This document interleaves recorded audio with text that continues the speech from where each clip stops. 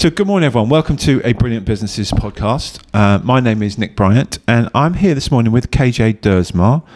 Morning, KJ. Morning. How are you? I'm good, thank you. Good to see you. Good to see you. So you are from World Wide Web Design, making websites work. Obviously, you're a web builder, website company. Great name, by the way. Well chosen. We'll speak about that. But you also specialise in management software and online business solutions. Let's start, KJ, by you telling us how you got into website building and how your history has taken you to where you are today. Yeah, about 20 years ago, I was working for two part-time businesses, two charities, and I had two part-time jobs that were kind of merging. You know, sometimes I'd do a little bit more on one, sometimes more on the other, but it was about 20 hours each. Right. And then one day, I literally woke up and I thought, what am I going to do this week? Because neither work, there was anything to do. So I thought, well, both projects really need a website. In those days, not everyone had a website. And, you know, I had some friends who said it's quite easy if you can code, which I could. Yeah. So I literally went to the library, got 5 books out of, dummies for websites, how to make websites. Okay, yeah. And I thought, at least I've got something to do this week. But at the end of the week, I'd had 2 websites. Somebody helped me get them on the online. And then when, 6 months after that, when one of the part-time jobs came to a natural end, I decided to, create websites because I thought that was something I could do, and it seemed fun. Yeah. So what year was that when you started learning how to code? I think that was 2002. So right. It was quite a while, and in the early days of the internet. Yeah. So it was I got in there pretty early. So there was probably not many people building websites at that point. You got in there early, I guess. That's right. Yeah. So when did websites start? Was that like 98, 99, something like that? The first time I looked at a website was in 96, but I think they started in 94, 90. It kind of gradually evolved from older systems, but websites really became a thing, I think, just before the millennium. Yeah. Okay. So what services do you offer with your website company? I think our core services are websites, booking systems, management systems, and also, the reason people want a website is very often to get more business. Yeah. And we can help them more business by getting them on page 1 of Google as well as through social media. Okay. And let's talk about the team, because it's not just you, is it? Let's talk about who you people got in your team, because you're based here in Eastbourne, aren't you? Let's take that. Yeah, I'm based in Eastbourne. I started in 2002 just on my own, working from home. But then in 2010, I got really busy, and it was either a case of turning work down or, taking the plunge and, expanding and taking on staff. Yeah. So I've been in Hyde Gardens ever since, initially with one member of staff full-time. But it's now grown, and I've now got 4 guys working full-time. Right, okay. It all started as apprentices, and then we've got one lady who works part-time doing content and a few other bits and pieces. Okay. And the guys that work full-time, are they all sort of coding away? Are they all got different roles, or how does that work? Yeah, 3 are developers, and 1 is mainly testing as well as answering the phone. So one is a senior programmer. He does a lot of clever stuff. One of them is more of a front-end developer who helps to make things look pretty.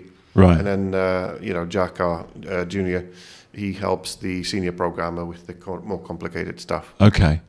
Now, you sort of found a little bit of a niche in booking systems, didn't you, a while ago? Talk us through that and how you help people with those. Well, in the early days of the business, when I was working from home, was doing it full time, and then the credit crunch came when all of a sudden banks were no longer lending money to anyone, and the days when your cat could get a mortgage, and all of a sudden nobody could get a mortgage, and the devastating impact that had on business is that there's a lot of people that were in business at the time. Remember, there's just no sales, no money, no nothing. Yeah. And so I had a few clients, not enough to really earn a full-time living, and it was a case of either, I ride this storm and, or fiddle my thumbs, but I decided the best thing to do was to develop a product which would take 3-4 months, and I thought, probably at the end of the year, the new year, the business will turn around and stuff will come in. So I decided to create a product that I could then resell in the new year. Okay. So I went overdrawn quite a bit, but then in the new year, the product was finished and I started selling it, and then gradually the overdraft kind of disappeared. So it was a success. Okay. The system that I created was a booking system for bed and breakfast. Right. Okay. And in those days, they didn't exist. Nowadays, you have all sorts of systems, bookings.com, and a package called Avivo that's quite popular. Yeah, I've heard of that. Yeah. But in those days, if you had bookings, they would email you or call you, and a lot of bookings from America, they would email you in the middle of the night, and then in the morning you'd wake up and see all these emails and you reply to them, but they'd already booked somewhere else. So for our clients, the American bookings was a problem because they weren't getting them. Yeah. And once they got the booking system, the Americans could see that they could book on the spot, pay deposit, and they got more bookings. And so that's how we started, and that was before bookings.com came into existence. So yeah, we hit the booking market quite early on. Yeah, that sort of just streamlines things for them, doesn't it? Yeah. It just takes the sort of the manpower away from it, because it happens overnight, it happens without them having to do anything. And I especially in someone like Eastbourne, where there's a lot of bed and breakfasts as well. Have you captured quite a big market here? The booking market isn't just for the bed and breakfast. We do obviously have some locally, but we've also do booking systems for all sorts of other industries, including dog fields. There are people who own a field, and dog walkers pay to use that field. Okay. So we have booking systems for that, camper van hire, also booking systems for restaurants, table reservations, etc. So yeah, we've diversified the booking systems in various industries. You sort of you've made a product that can be dropped into any industry. Yeah. Excellent. Yeah, okay. I think one of the real key things where we specialised in is making bespoke booking systems, where there is all sorts of packages for the general industries like the restaurants and the hotels. Yeah. But to get a booking systems for bicycle hire, for example, they don't exist. So we get calls from people who say, I need something that doesn't quite fit my industry. Yeah. Okay. And our core system does 90% of it, 80% of it maybe. And so we then adjust it for that client. Excellent. That's pretty unique. Are other people doing that, or trying to do it, but not as good as you, of course? No, I mean, well, what we sometimes hear is that people get these systems, developed from scratch. Yeah. And when a web design company or web development company gets these kind of requests, they often get an Indian backup center to code it, and the quotes go out in the region of 70,000. Yeah, right. And sometimes people pay that. It's kind of crazy. Whereas we could do it for a fraction of that, and probably do it better because we've got the experience to do it. Do you have other website companies coming to you to ask for help with that? Or? Yeah, we have done a number of times. Okay. Where we have a web design company that said, look, we need a little bit of extra help. Yeah. Because we have the specialist software, and we either do it for them, and the client doesn't necessarily know we're involved. It's white labeled, sort of. Yeah. Or the client says, look, I do the website, you do the booking system, and we charge their client directly. Okay. That sounds really cool. Let's move on to the sort of websites that you make and your charges, and how you work that out. Yeah, very often clients come in and say, how much do you charge for a website? Yeah. The answer is very simple, the same as the price of a car. So, but not that much. Well, do you want a 50-year-old Mini for 50 quid, or do you want a brand new Mercedes for 60,000, whatever? Yeah. And so it's the same with websites. It really depends a little bit on what they want. I mean, we can do a website very, very cheap with minimal content, but it often pays more. It pays better in the long run to get a decent website that costs more. Because it's all about the image that you send to your potential clients. Yeah. And, some people have done their own website for free. We're using one of the free packages that you get out there. But all they will end up with is a website that doesn't look particularly great, and it can be very costly because if you put on Facebook, does anybody know somebody who can do X, Y, Z? People will recommend who they know. Yeah. And so that is why the website, even if it's poor, gets viewed by people, through recommendations from their friends, from their clients. But if that website's done poorly and is not really a reflection of their business, then the recommendation will go nowhere, and they won't even get an inquiry. Whereas if the website is done well, it represents the business well, then those recommendations will turn into inquiries and hopefully into sales. Yeah, the website really is the shop window, isn't it? Yeah. And your online presence, and if your presence anywhere in business is not strong, then people aren't going to use you, are they? That's right. Especially when there's so many others to look at. You have to be over and above your competition. We recently had a client who queried whether he should have a website because he said a lot of his work comes from word of mouth, and I said, great, there's nothing that beats that. Yeah. But then I showed him the stats that 400 people had clicked through Google to his website in 12 months, and he had no idea. And so he then, he's never queried my bills ever since. More customers like that, please. Yeah.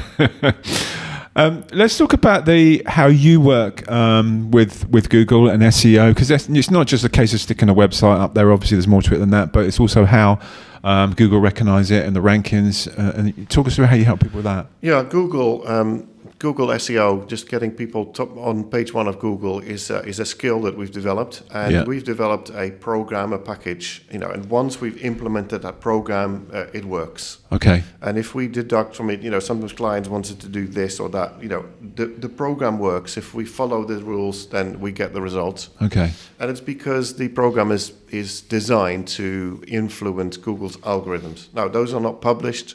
Google never tell what exactly the algorithm is, a very well kept secret.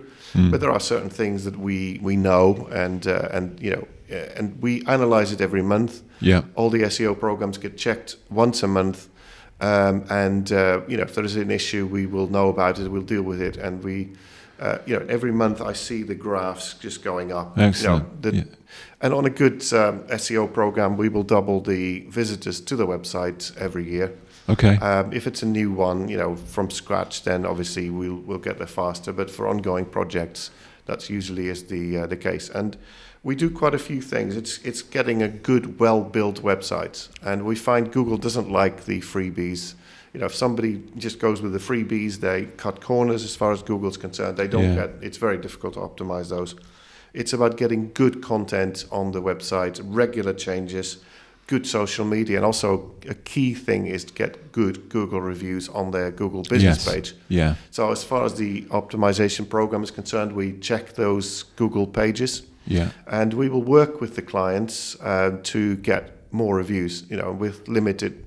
Sometimes clients, we tell them and nothing happens, but it's something we have to keep pushing, saying, hey, get those emails out, ask your clients once they've done the work, get those good reviews in. Yeah. They're very important. Yeah, I think there's something on where you go to Google Review where you can click to say write review, and it actually creates an email for you to send to your clients, doesn't it? Yeah. And I think if you do a polite email and say, hey, we recently did some work, would you mind just people generally do it, don't they? And it just doesn't take long out your day. Yeah, and that's one of the things that we do. We make sure we can edit their Google business page, which often, if we do the website already, that's quite easy to do. Yeah. And then we will monitor that for them, make sure that they can also access it. But yeah, within that, there is that link that Google give you that you can easily send to your client. So we often, prepare an email to the client saying, hey, pass this on whenever somebody's happy. Okay.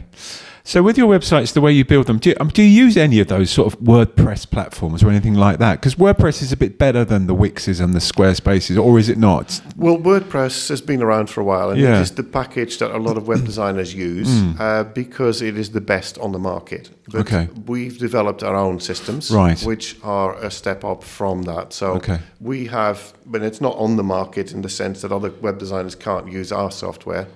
But when we take over a we have a WordPress website that, a client has, and we redo, which we tend to redo them, then often we see a straight increase in Google rankings. Do you? Because Google, Google recognizes this is a bespoke system, and they value that more. They like that more. Yeah. Also, in the 5-6 years ago, WordPress were very easy to hack, and it was a problem. These days, they tend to be more secure. But the WordPress is also limited to what you can do with it. And very often, especially with the management systems or the booking systems, clients, want this, want that.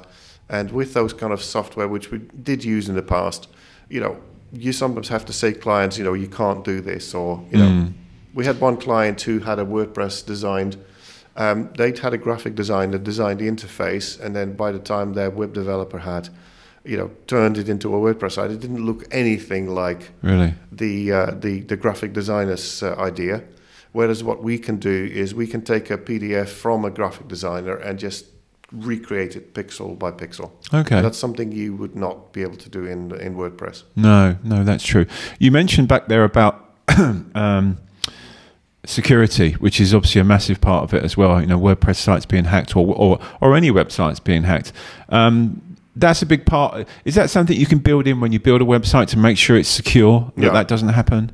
Yeah, whenever we've had hacking attempts, and we have hacking attempts all the time. It's every night, but they normally don't go anywhere. Okay. But when we've had issues with hacking, where a hacker has got in, we really go to town to make sure, it's a bit like the airline industry. When an accident happens, they go to town to make sure it doesn't happen again. Never happens again. So we have a very, very good safety record. Okay. Because we, for example, the last time we had a successful hacking attempt is because somebody, their client, one of our clients had their computer hacked, and the hackers put sort of tracing software on it, so they knew the username and the password of my client, and they'd simply logged in with that username and password. So we've put steps in place to prevent. So the client can post their username and password on their Facebook page, but nobody can use it because we have the extra level of security that is required. So yeah, I heard something on the radio the other day talking about cybersecurity, and they compared it to going on holiday and leaving your front door wide open. That's how important it is, and how obviously important it is. And there's so many tricks that they do. I mean, it's not just about posting malicious messages, but it's about scams and there is just so much damage that can be done. And we've had websites where they had 300,000 links in the back end of the website. That was a WordPress site that we took over from a client who had a WordPress site hacked. Blimey. But trying to do away with that damage was very, very difficult. Yeah. So prevention is better than cure, and that's why we have systems that are far more secure. I get it. Than those ones. Oh, very good. What do you like about it most, KJ? What's your best day? What gets you going out of bed? I think I like the fact that it's all project based. It's never the same. I come into the office, and a day like today, I had a really good day yesterday. I cleared my inbox. I've got 5 emails left at the end of the day, and but you never know what comes in. So the phone could ring, and it could be a new booking system or a new management system. It could be. There was a day when a client called up from an island in Scotland, and they said we have 220 properties that we clean every week for holidaymakers, and we need a better system to manage that. That's a great one, isn't it? It's a great project. So we're gonna and it's a case of really asking the questions. What does it need to do? Who logs in? What reports do you need? What do you use for your bookkeeping? Can we link it to Xero or whatever? Yeah. And it's just, it's then putting that vision into action. And, my job would be to write the task list for my programming team so they know what they're doing. Okay. And then the key thing is to meet with the client, have a Zoom meeting to say, okay, here's what we've done so far. And just, I think what I really enjoy is there's like, I didn't know you could do that. That to me means so much. Yeah. And then afterwards getting their feedback to say, this has saved us so much time. Yeah. That's what it's about. Satisfaction. Yes, they pay us, a good fee, but it saves them so much time. It reduces their stress levels, and it just streamlines their business. And in most cases, it basically means they can grow their business. Yeah. And a key thing that we found was we did some years ago, we did a bit of research amongst cleaning companies. Oh, yes. And we called up about 100 cleaning companies that we'd found on Google. And we asked them a few questions. One of the questions was, how many cleaners do you employ?